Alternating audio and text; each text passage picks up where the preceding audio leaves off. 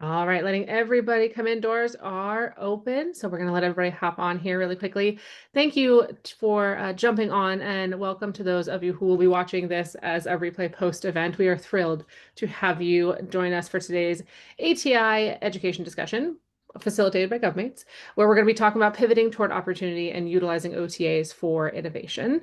So to start us off, if you have not joined us before, I'm going to provide a couple of participation reminders. One of those is to go ahead and remove those distractions. We're going to keep this to about an hour or so. So silence your phone, close down the tabs that are open on your device, and do me a favor and try and stay out of your email if you can. This is your permission to do so. We do encourage you to be active in the chat. So you should see a chat box down toward the bottom, as well as a Q&A box. So if you would give that chat box a test run, we would appreciate it. So first, just on the drop down, it should say all panelists and attendees, or everyone. Otherwise, only I'm going to be able to see you. So use it to say hello and let me know that you can hear us. And then we will be taking audience questions throughout the duration of the event. So if there's something that is relevant to the group at large, we'll be sure to touch on it. But if your question is a little bit more nuanced, we will also be sure to connect you with the panelists post-event so you can have that discussion in a little bit more deeper detail. And then finally, this recording, as you should have been told when we started, where we are recording this. So if you missed something or you'd like to share it with a colleague, you should be able to get a copy of this in your email after it processes, which is probably tomorrow. If you do not see that in your inbox by tomorrow afternoon, all you have to do is email ati@govmates.com, and I will send that back to you as soon as possible. So you all are in for quite the treat today, and I'm going to allow each of our panelists to give a brief introduction of who they are and what it is that they do. So starting off with Corey Miller. Corey, can you do me a favor and tell me what it is that you do over at ATI? Yeah, good afternoon, everyone. Corey Miller. In my former life, I was a Marine Corps contracting officer. I came to ATI in 2021 after a 22-year career and am now serving as the Director of Contracts for ATI. Perfect. And then next we have returning to the OTA webinar space after a little while, we have Mike Stebbins. Mike? Hey, Meg. Good afternoon. Good to be here. Mike Stebbins. I'm a Senior Vice President with ATI. In my past life, not nearly as impressive as Corey, I'm a recovering chemist. I've been with ATI for 18 years, and I lead one of our operating divisions that looks at medical and health security programs. Perfect. So also nice and busy over there. Also, we are fortunate to have Victor Deal from HII joining our discussion today. So Victor, could you tell us a little bit about who you are and what it is that you do? Sure. I within HII Mission Technologies, I wear two hats. One hat is the account director for other transactions, which basically means I'm their subject matter expert on all things OT and consortia. And then I am also the program manager over a program management office where we do about $5.4 billion over the past 5 years on the IAC-MAC. So I wear two hats, one solidly in OTs and one actually overseeing a very large IDIQ program. Awesome. So two hats, many tasks. Okay. So we appreciate you carving out time to join us today. And then I am your moderator. I am Meg O'Hara, and I am the Director of Engagement at GovMates. And so at GovMates, we partner with our friends at ATI to support their consortium members, as well as to help match them with traditional defense contractors looking for specific technology area solutions. So we're all here to be helpful and to get to some of the stuff that we will be going over today. So we have plenty of topics that are going to be on the docket today. So we'll talk a little bit about OT authority, why it was created, why you need to know, what does it mean for you, why is it important, how consortia operate, and how they're beneficial, as well as how you can get connected with them. And then we're actually going to jump into a deep discussion about utilizing those OTAs for innovation. And I wanted to start off with the question that started this whole thing, the whole topic here. And I'm going to come to you first, Mike. What impact do you see from the Secretary of Defense's directive to increase OTA usage, and how should businesses interpret this shift in policy? And is it a shift in policy, or is it just a nice spotlight? Yeah, thanks, Meg. This is a great place to start. Not sure if it's totally a shift in policy or it is certainly a spotlight. And I think we'll see the trends that we've been noticing over years really ramp up. But other transactions or other transaction authority is but one acquisition pathway, one mode. And it really is important to start off this discussion that each pathway has their own place. So there is no end all be all despite executive orders. However, there's some tremendous flexibility based in other transactions. And so where I see the SecDef memo about OTs, it's really critical in driving awareness. As DoD's other transaction authority has specific provisions that really make it easier to access the innovation that not always, but in a lot of cases resides with the smaller companies, many of which couldn't, or haven't done business with the government, the federal government in the past. We'll hit on this a couple times throughout the next couple slides. Additionally, within DoD and outside DoD, agencies are seeing the benefits of collaboration in identifying innovation and turning that into positive outcomes. I really feel like everything associated with federal funding and particularly other transactions is how do we reach outcomes? Finally, that collaborative model introduces the government to innovations that previously we weren't aware of. So OTs being mentioned by SecDef and in executive orders, I really think it's a great benefit to industry and government alike. Awesome. Victor, what are you guys seeing on your side? Are there things that you're doing to interpret a bit of a change, or is it business as usual for you guys? I am more excited than I've been in years in this space. I picked up other transactions back in 2012, was doing policy in the Pentagon for a very long time. I got a chance to see it when it was not known at all. And then about 4 years ago, our growth officer here at HII saw a YouTube video of me giving a talk at DAU about other transactions. And he says, hey, let's grow that practice here. And so we've been slowly growing that practice. And when the SecDef, first the executive order and then the SecDef memo came out, making OTs, a default or a general preference in how the DoD is going to do business. My phone's been off the hook. I have been busier than ever.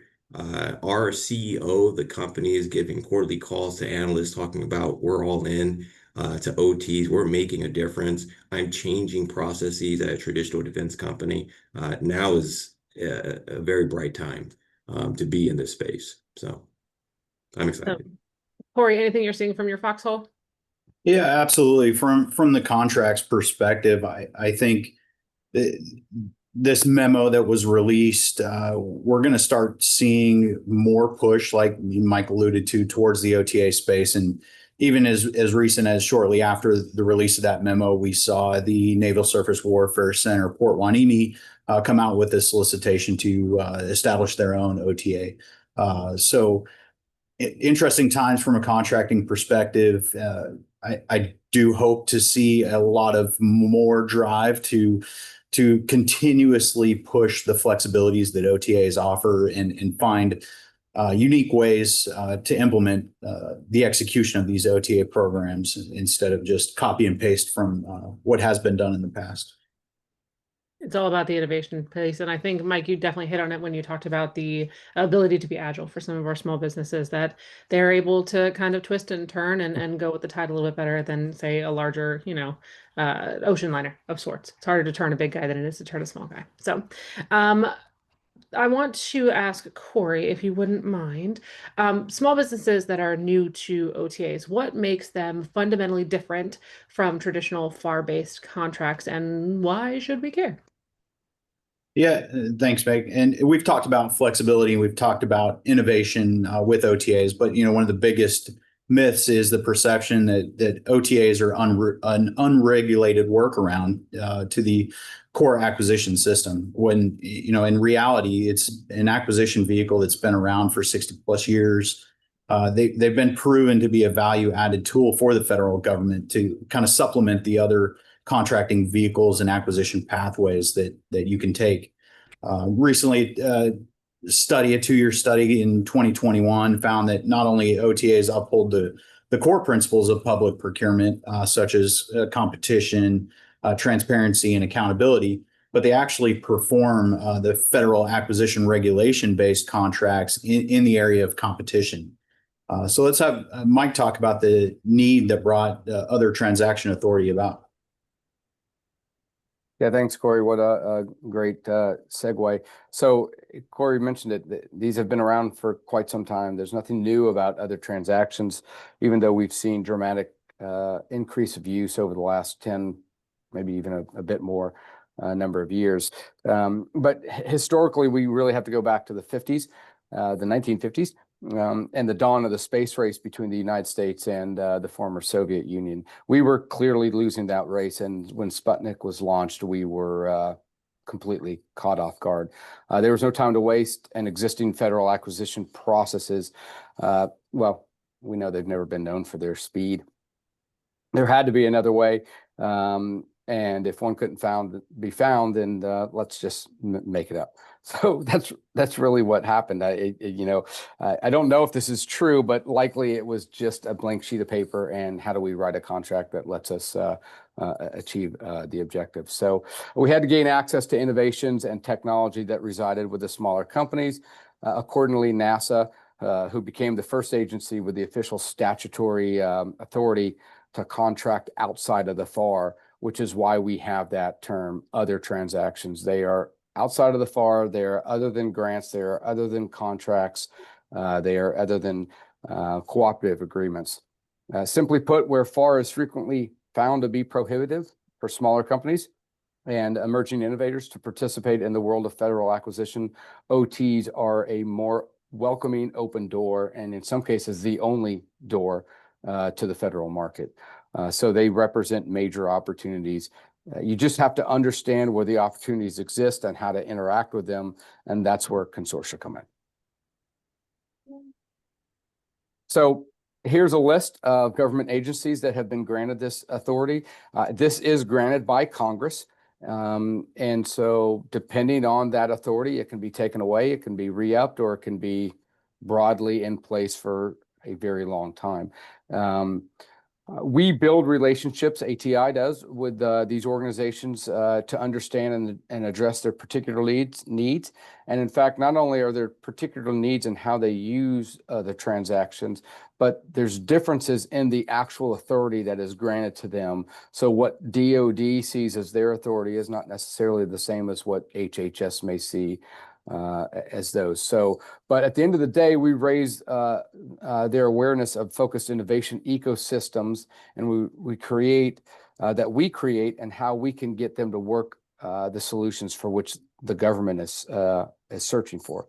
So, Corey, why don't you explain how other transactions in conjunction with consortia more effectively bridge the gap between needs and solutions?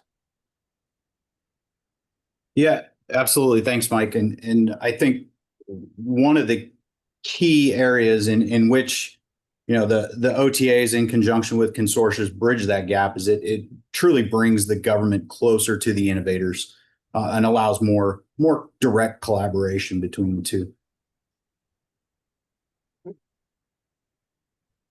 Perfect. On that one, what are the eligibility requirements for small businesses to participate in OTAs, especially as a non-traditional defense contractor or via the consortiums? If you could help me out with that, Corey.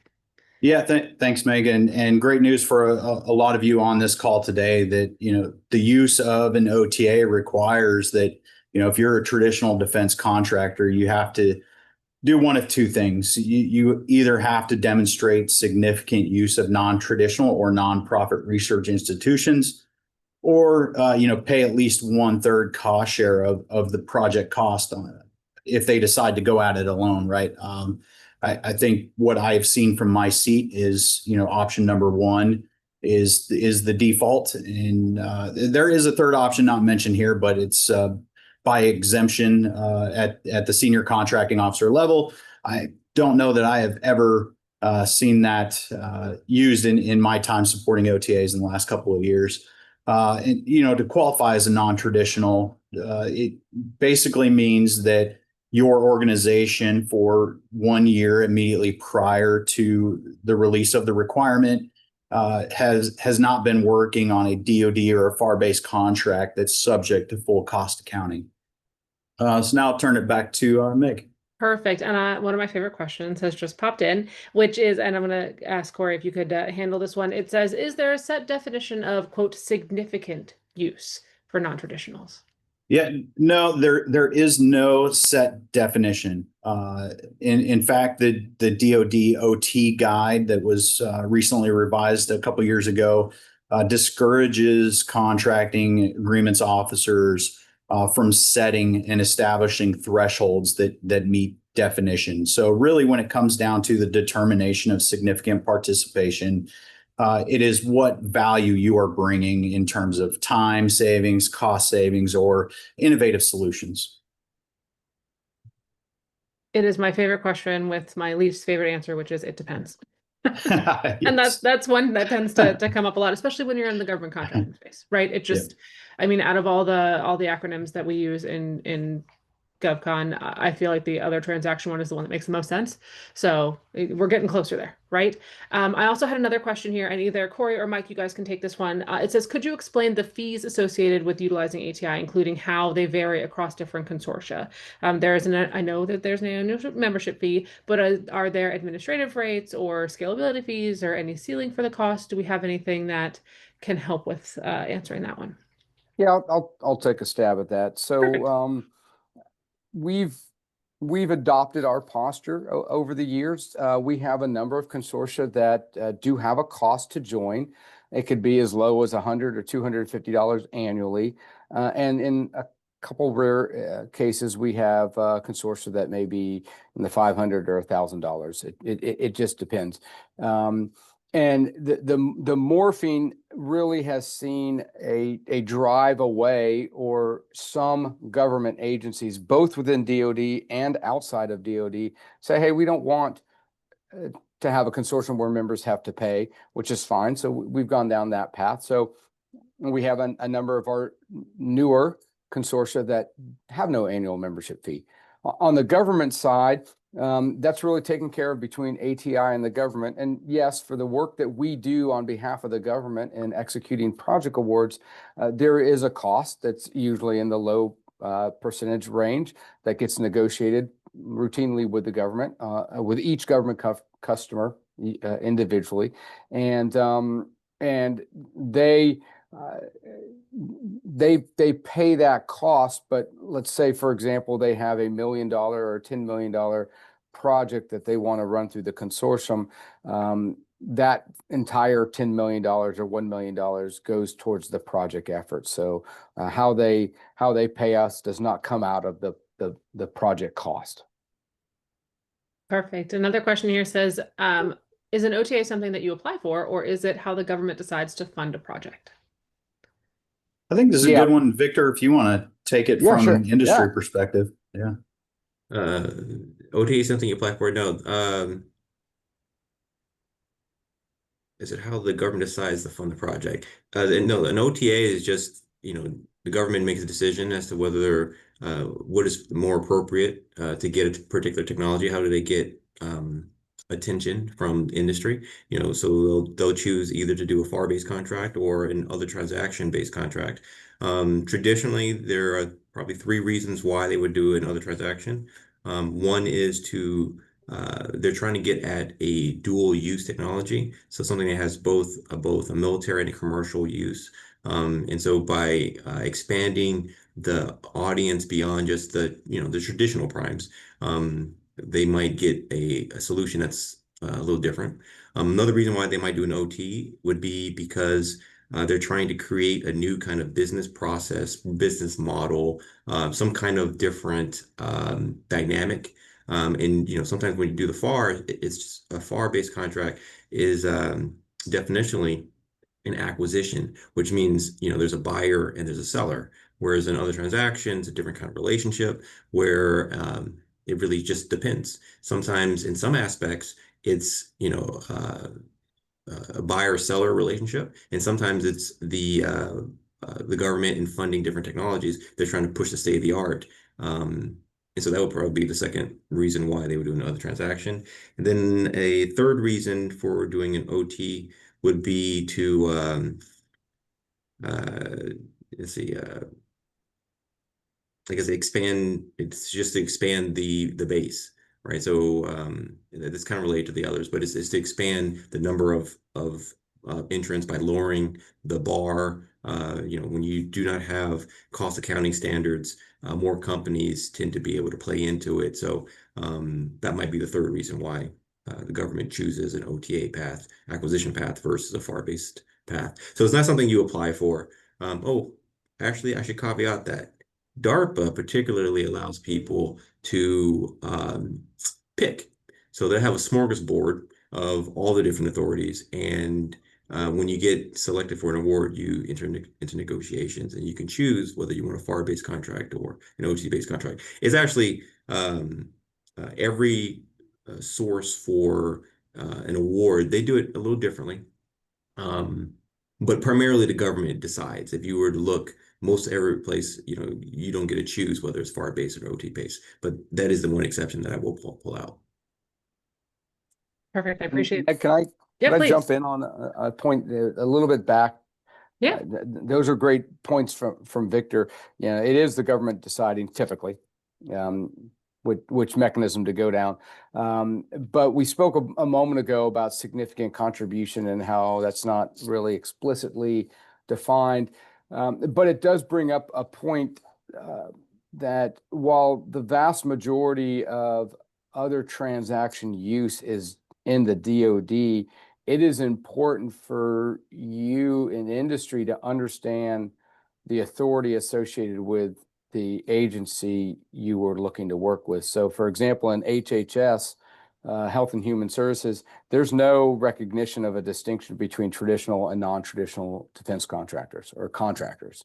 It is you're a contractor, a small business maybe, et cetera. So there's drivers for each one. And so there is no need to meet significant authority. There's no cost share associated with most of HHS's other transactions. So I only bring that up as you interact with a consortium or maybe reach out to ATI, have a good understanding of what that authority means and how it impacts your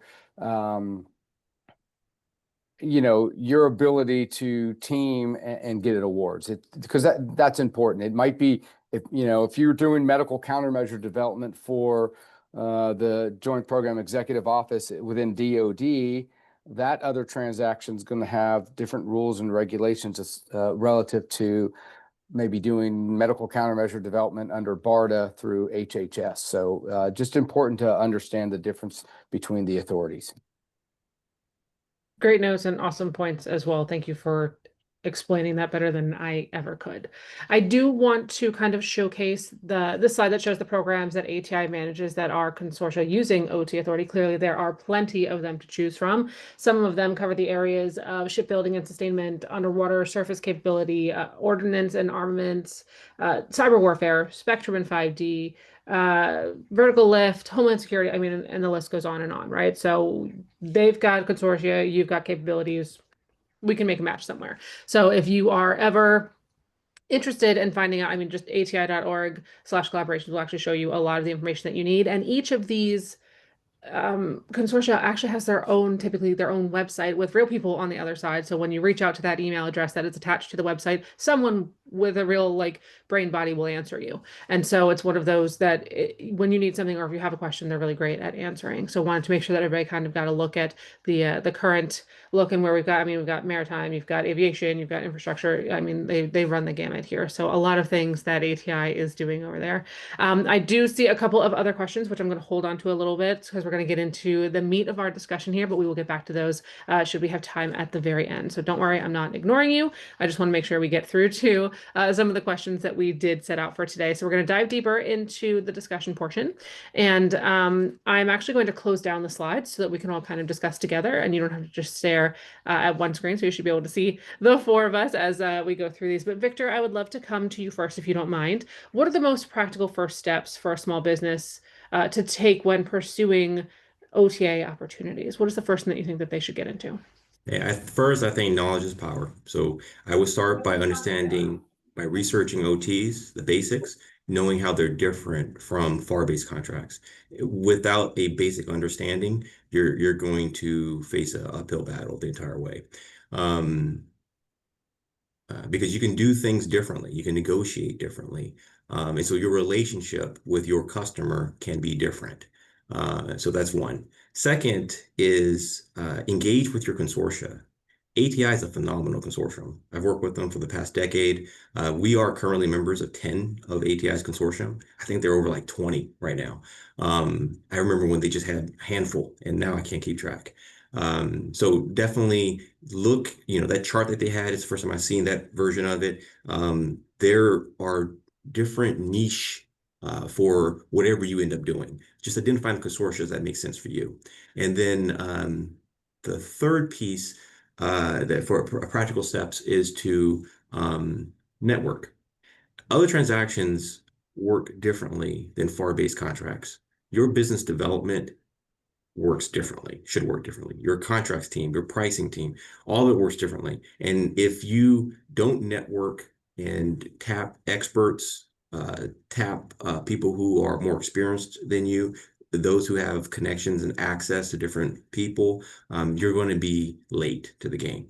And so I'd recommend, doing those three things. So, understand OT 101, engage with your consortia, narrow down the ones that are important to you, and then network. Those are the three tips I would give that are very practical for people who are new to the space.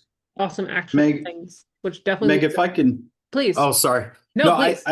I saw that one question in the chat about the basket provision, and actually Victor mentioned something in his conversation there that kind of answers that question. So I thought I'd just jump in and kind of knock that one out too, because he mentioned the importance of business development, right?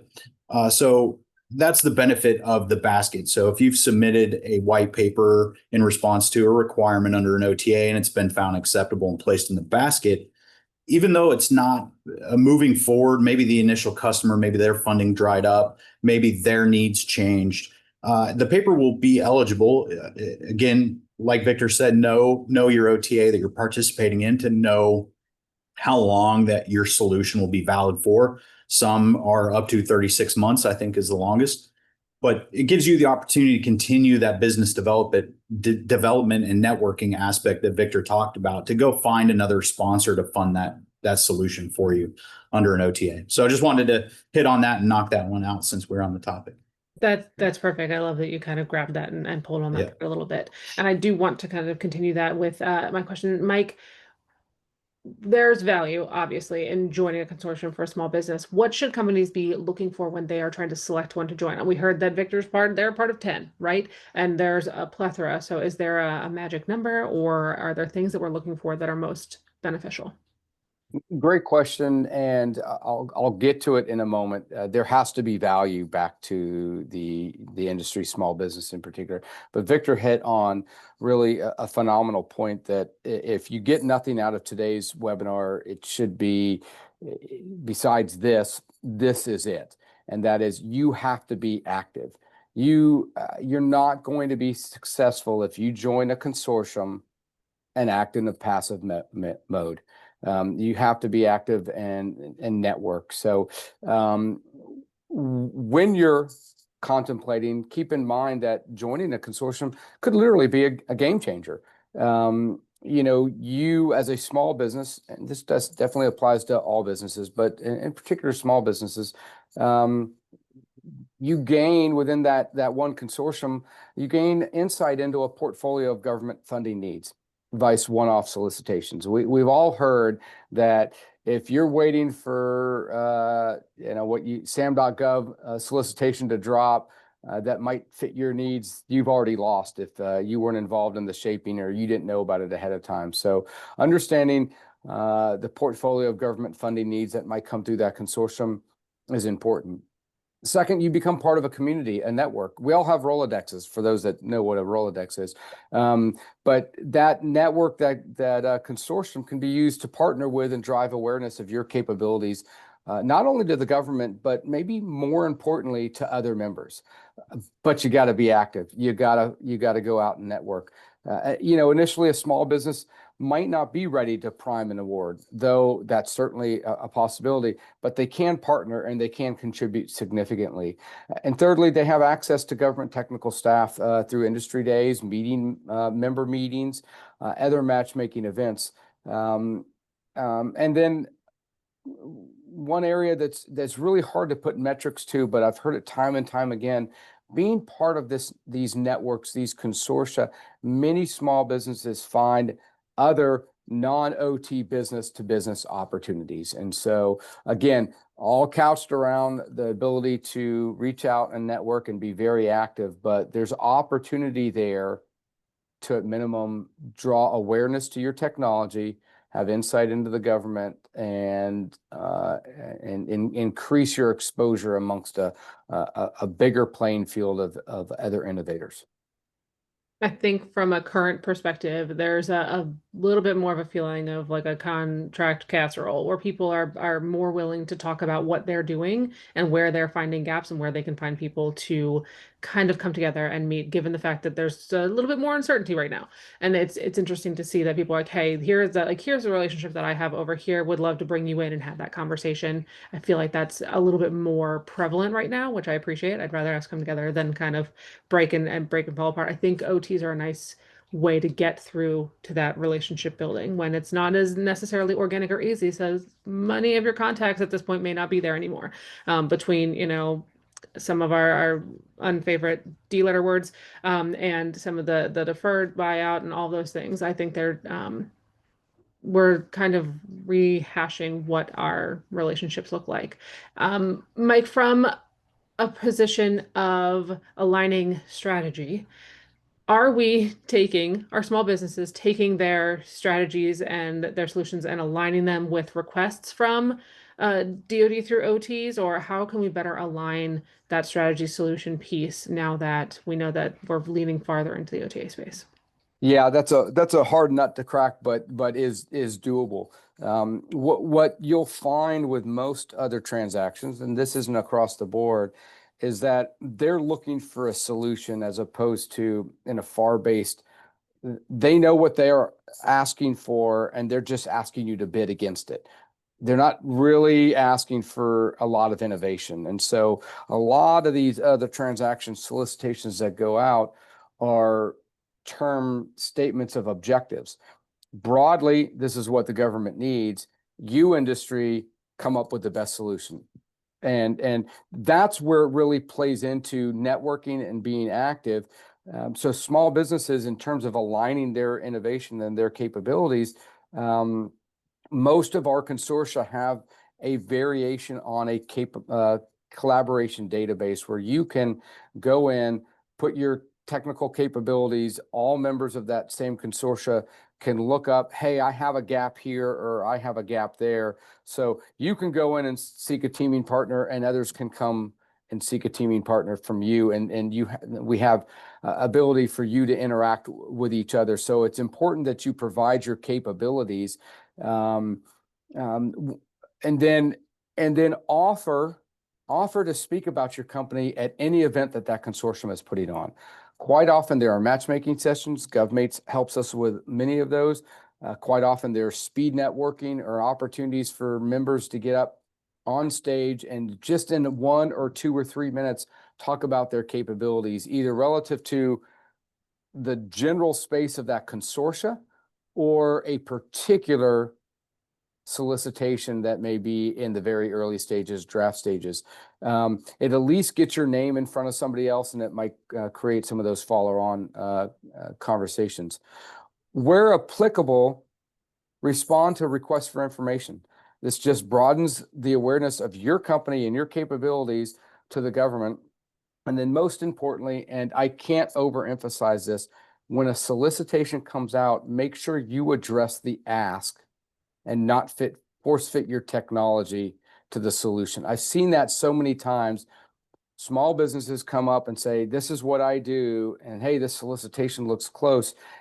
You have to always talk to the government need. I've seen so many examples where a proposal comes through and they never once mentioned, in the case of DoD, the impact to the warfighter. There's not much that happens within DoD that is not driving a solution to the warfighter.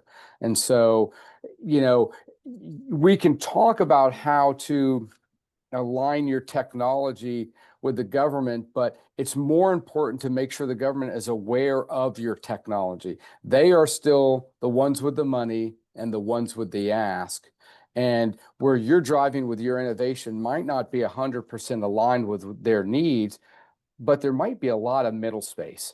And with teaming with the right partner, you may be able to, drive your R&D needs in maybe a direction you hadn't seen before. So just keep that in mind. We love the art of possible. Go ahead, Victor. Yeah, one more. So being in the industry side, this has been kind of a dream job to take on OTs and go from contracts and now into kind of a strategy kind of role. The tips that I give our team, there's three things I tell them. I'm going to share it with you because I think it serves the warfighter ultimately. One is, if you've been tracking DoD, they've been moving towards this commercial first mindset. Right. So no longer as a traditional defense contractor, we have this mindset of, hey, let's go ahead and build it. Right. But instead now we're front running that, and we're looking to buy commercial. So we're looking to buy from small businesses and incorporate that into our work versus creating something bespoke. So we're much more commercially minded now. The second is productization. Right. So a lot of companies focus on integration, services engineering, but everything now is moving towards productization. And if that's not something that, if you're a small business that traditionally does services, you got to rethink how to repackage what you're offering so that's more performance-based, outcome-driven, solution-driven. That's another plank. And then third, it goes in with what Mike was saying about addressing the warfighter's needs. Be innovative. I can't tell you the number of times where people who are working within their own world, they don't have situational awareness as to what everyone else is doing.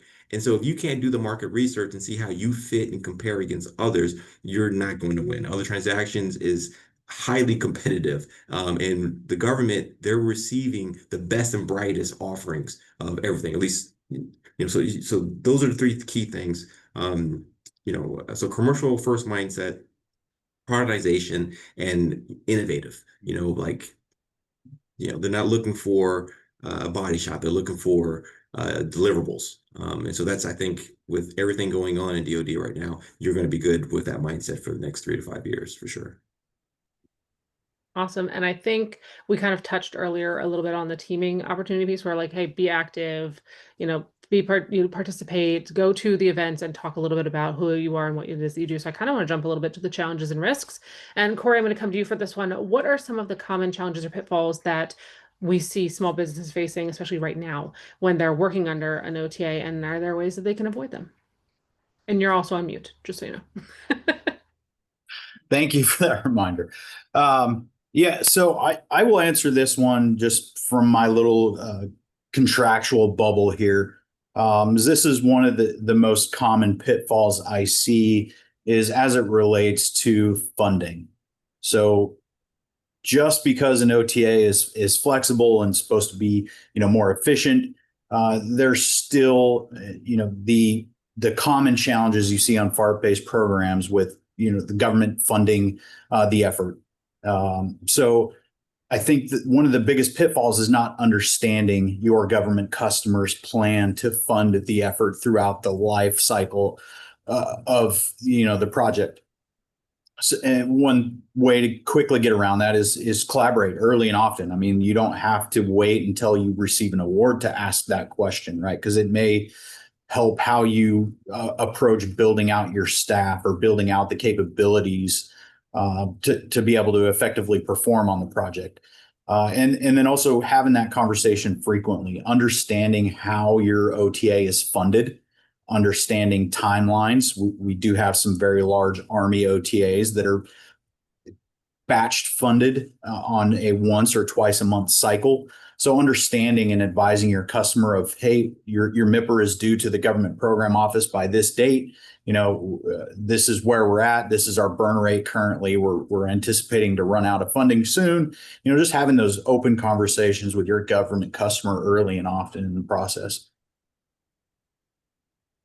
I think that's also one. Oh, Victor, did you have something? Oh, just to add for these challenges and the risk and knowing about funding, right? Going back to knowing the basics of OTs work differently. So most OTs that I've come across are they do it through milestones, fixed payable milestones, and you know, they operate differently. So the amount of risk that a company, small or large, actually assumes is significantly less than the financial risk you would take under a FAR-based contract. Because under a FAR-based contract, the government can force performance all the way through the end of that CLIN, the contract line item. With an OT, you just end the work at a reasonable milestone, right? And most of the work you end up doing early in is delivery of some report or some result that lets you know whether you're going to be able to progress to the next stage or not. And once you get to that point, the government can decide we'll no longer continue. So you're breaking up your risk into much smaller finite chunks. And so that's again, is knowing the one-on-ones to OTs and how the risks profile is different than what a normal contractual relationship would be. I think I've heard my teenager say recently that things are built different. OTs just seem to be built different. I do think that I've had the same question a couple of times here in the chat and wanted to kind of see if we can hit on it real quick. It says, how flexible can the proposal or offer process be when it comes to OTAs? So if there's a one-on-one conversation with a government customer or a participation at a demo or an event or a large scale something, where it results in them being like, hey, really interested in this, would love to like buy or utilize or fund the development of this. Can they do a sole source award without issuing a formal solicitation, or does everything have to go through that solicitation process? Yeah, I can take this one, Meg. And I will say, so in terms of, I think the first question was about flexibility in cost and pricing. Now, OTAs are not subject to the Truth in Negotiations Act. They're not subject to full CAS or even partial. However, the government still has the fiduciary responsibility to ensure that the costs are fair and reasonable. So they can be as flexible as the agreements officers are willing to take on the risk and receiving the level of detail they need to justify the fairness and reasonableness of the prices being offered. But again, a lot of the decisions under an OTA result in the agreements officers' business judgment all along the way. Now, in terms of the sole source question, technically, yes, an OTA can be sole sourced. I think typically the most common ones we see are SBIR phase threes, move on to an OTA as a sole source award. However, in order to be eligible for follow-on production, the prototype has to be competitively awarded. So it's maybe not in anyone's best interest to push for a sole source award under an OTA. And just to add to that real quick, Victor, if you're talking with a government customer about a planned solicitation, maybe one that's even in draft stage, that is going to go through a consortium, those cannot be sole sourced. It will be full and open going through the consortium. If they talk to you and decide, hey, really, this is really interesting, then they have to change their acquisition strategy, which means they'd have to pull the solicitation and then get approval to go a different route. So I just wanted to throw that in there. Victor? Yeah, great point, Mike. So if you've been keeping up with the executive orders and the memorandums from DoD, they mention a business model known as a commercial solutions opening, right? So traditionally, the government puts out direct solicitations. A CSO model actually is a general solicitation. So the government acknowledges, I don't know what I want. And so instead, they put out, I want something that flies, right? And you can offer any kind of solution towards that. And when the government receives a proposal, they'll say that meets the general parameters of what I'm looking for, and that is the best in class of what it is. I want to buy it. So instead of the traditional way of thinking of source selections is a direct buy, a direct relationship with a performance work statement, statement objectives, statement of work, et cetera. Instead of that approach, the CSOs, which again is now the default for DoD for software acquisitions, the government takes a general solicitation, and it's not a sole source. And the reason why the government might be able to select what you have without having going through an onerous process. The fact is, though, they can jump horses faster. So you might be the fastest horse today, and yes, it might be a shortcut to get selected now. But the fact is, their termination risk of finding someone else is high. So you will always, in performance, you're moving competition pressure from selection now to performance, and that's what makes CSOs. That's why for software acquisitions, it's now the default way for DoD to buy. So just a different way of thinking about all these different aspects. I know it's a lot. So. I appreciate the different perspectives, though. And we did have a question that came in that asks us to drill a little bit farther down into this. Where is the appetite in this space for professional services, given the narratives that we highlighted? So is there a specific warfighter priority or language that could be used to package innovation services as opposed to like a specific technology? It says things like internal operation effectiveness, systems integration, capacity building, or is this not a good space for that right now? Do we know any of those? Yeah, let me take a stab at that, and then maybe Corey will reel back what I'm saying. Traditionally, service providers or service offerings aren't acceptable under other transactions. They're looking for, again, it all goes back to the authority. So DoD can do research and development, they can do prototyping, and that prototype is quite a large, you drive several Mack trucks through the proposed definition of a prototype. But just to provide an ongoing service, I think you'd have to be innovative in what that service innovation is. But again, it all comes back to the ask in the solicitation. There may be some that are looking for test and evaluation activities, or if something's going to go to full-scale production, and you're driving at that in your successful prototype, you have to talk about the services associated with that, should you get them in a follow-on production contract. So I'll stop there before I really get myself in trouble. No, Mike, and I think you hit the nail on the head. It's really, I haven't seen, other than embedded tasks within a SAL, there may be some scratching of that service, but overall, I mean, you would have to really sell the innovation and the direct impact to the warfighter. Is at the end of the day, it does have to be a prototype, but a prototype can be other than a tangible item, right? So it's all about what you have to offer and doing that business development to determine the right approach to it. I'll give you an example. There are not many services that have been successful in this space.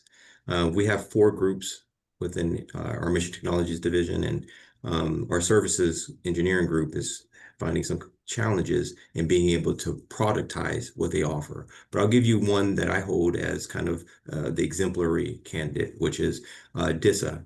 DISA, they put out an OT for a program called Thunderdome. Thunderdome is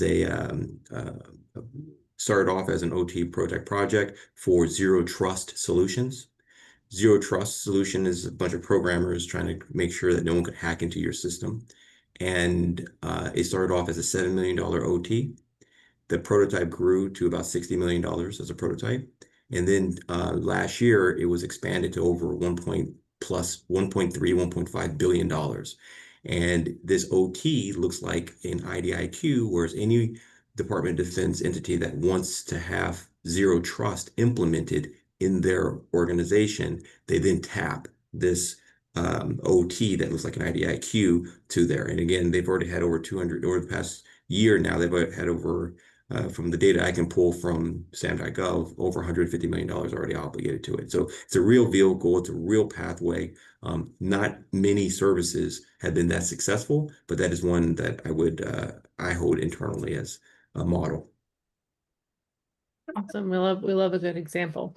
I want to get into a little bit of the cultural shift in the DoD right now. So are we seeing a genuine culture shift within DoD toward embracing the non-traditional vendors and agile acquisition and all those things? Or is this like a for now kind of thing? And how are we preparing for the environment, given that we hope it's going to stick around this way? Mike, do you want to take that one? Yeah. and I might come at it from a different perspective. We'll see. I think the shift we're seeing is towards speed and outcome, irrespective of who's providing that. So, and I'm all broad brush here. You know, we like to think that small companies are the innovative ones and large companies aren't. That's not really true. Large companies innovate, but they innovate at a different time frame. And they're driven very much by stakeholders, et cetera. But what the government is, believe, you see what this administration is trying to do. It's all about speed. How do we get either to know very quickly, or how do we get to that outcome? And what are our best acquisition methodologies to do that? They're not looking away from small businesses by any means. I don't think this is a statement about small business. It is just, if you have innovation and you can team, the government is looking to do that quickly, and the drive is towards outcomes. And you know, that goes back to the comment about, you know, mission effectiveness. So the mission is the mission, whether it's HHS or DoD. What's the outcome? Why is it important? And how do we get to it? I think that's where I see a shift coming. But that takes a lot of mental shifting within the government. We see traditionally, I was going to bring this up earlier, but when Corey was talking a little bit about the acquisition aspects of other transactions and how they are, you know, actually legal and real, but you have an acquisition workforce that is still coming up to speed with other transactions and becoming an agreements officer and understanding where they can push the limits to, so to speak, within the confines of the flexibility of other transactions, thinking, you know, their mindset might be, I'm going to go to jail if I don't do it this way or that way. And not to paint a really bad picture, but that impacts the ability of the government to move quickly, is the ability of the acquisition workforce to think innovatively, use the other transaction that way, and then have the top cover support that says, yeah, we can do this, and I want you to think outside the box. It really all has to come together. I see a shift there too, but on the acquisition side, it's moving much more slowly. Fair. Corey or Victor, want to add anything to that point? No, I think Mike really hit something on the head when we talk about reform. I think education reform is one of the most critical pieces of this shift, because it is easy. It is so easy. I've done it many times in my career when I was young and didn't know any better, where I just said, hey, I did it this way last time. I'm just going to do it this way again. And I think, you know, Joseph in the chat asked a question of why would anyone use a FAR again with OTAs and the follow-on production, right? And I think that's what it is, because we're hitting the easy button, because it may be new, it may be unknown. As an agreements officer or contracting officer, you may not know how to establish an OTA. You may not know where to get started. So I think true education reform is necessary to kind of break that default. I already know how to do this the FAR way. I don't have time to learn how to utilize an OT, so I'm just going to do it the same old way. I'll just add to what Mike mentioned. I agree that to me, it seems like there's been a shift in the center of gravity.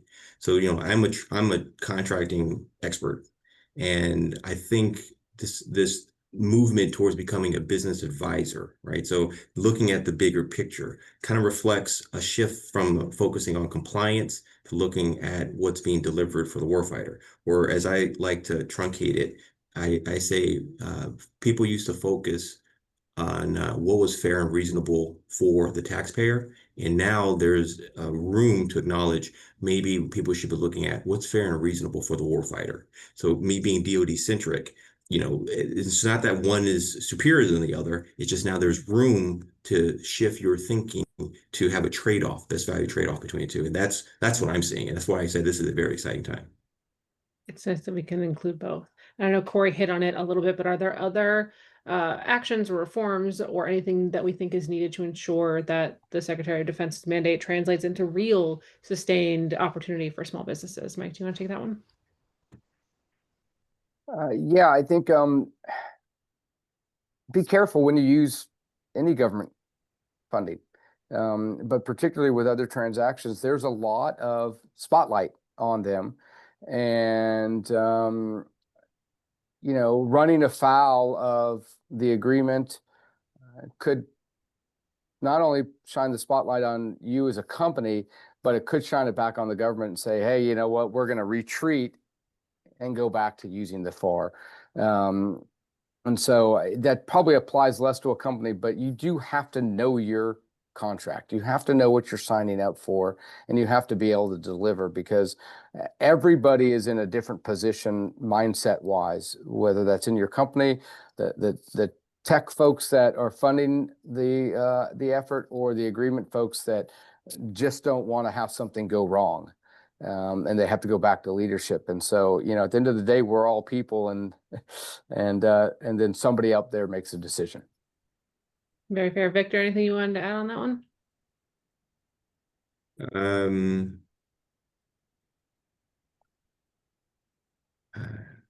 I just think it's a very promising time. If you're a brand new company and you're looking to do business within Department of Defense, you have so many different exit strategies. HII, we were successful. There's a company called Hydroid that came out with a uncrewed undersea vehicle, and they won their first award through one of the outlets, and HII ended up acquiring them, and we made them into our own division. And then they got into production. To me, it was like a dream for a small business to, be acquired and brought into, and then it scaled, right? So acquired and then scaled massively to become the Navy's #1 UUV program, small UUV program. And so as a small business, I think the bar is being lowered so that it's easier for you to compete. And as a large business, we welcome you to the fold. Corey, any final piece of advice that you would like to share for utilizing these going forward? And is there something that you would say, hey, like, take this thing away today? Yeah, thank you. The biggest piece of advice I have for both non-traditionals and traditional contractors using OTA vehicles, in order to be successful, and we've already hit on this multiple times, but you have to know the terms and conditions of the OTA you're operating in to know where you can negotiate, where you can't negotiate, and also knowing the process so you can understand the timelines associated with each step of the process. Knowing those two things will set you up for success in future endeavors. So, Mike, any final piece of advice you'd like to leave us with? Yeah, be active. You can't join these things, be passive, and think you're going to be successful. Network, share your innovation, but always understand what the government's asking for. Fantastic. Also, I would like to say that we've done it really well on our time today. We are just about at our hour there. Hopefully you can see the screen again here. If anybody has a last thought, would love to hear it. If not, I know that we had several questions in the chat. I think we got to just about all of them. If there's something that comes up after the discussion here today and you have something you'd like to send over, it's ati@govmates.com. We will get that over to the smartest individual to be able to help you with that. I did want to thank Mike and Corey and Victor for being here and sharing their perspectives. I love that we got 3 distinct perspectives on different portions of this process, and hopefully you are able to walk away with something really great and actionable in order to start your weekend. If you could or want to, you can connect with everybody on LinkedIn. If there's presences over there, make sure you're following ATI, and you can find your fit and you can engage and ask any of those questions at ati.org/collaborations. Also, ATI has an app. They have an app called Collaboration where you can keep up with everything in the ATI world. And if you already have or are part of one of the consortia, you actually have even more access once you get in there and log in and use your membership information. So make sure you're utilizing that app as well, because it's one that I love using, especially as I can see what's coming out and hopefully coming down the pike. Is there anything else that anyone wants to share or make sure we know before we move on with our day? Nothing here, Meg. Thanks. Thanks, Meg. Perfect. In that case, again, thank you. Check out the things that you are looking forward to over on the websites and the places. You'll get a replay of this in your inbox once it processes. And we really appreciate you all being here. And we will see you on the next one. We've got our next event coming up June 25th, but you'll get email about that in your inbox shortly. So again, thank you to everybody and have a fantastic rest of your day.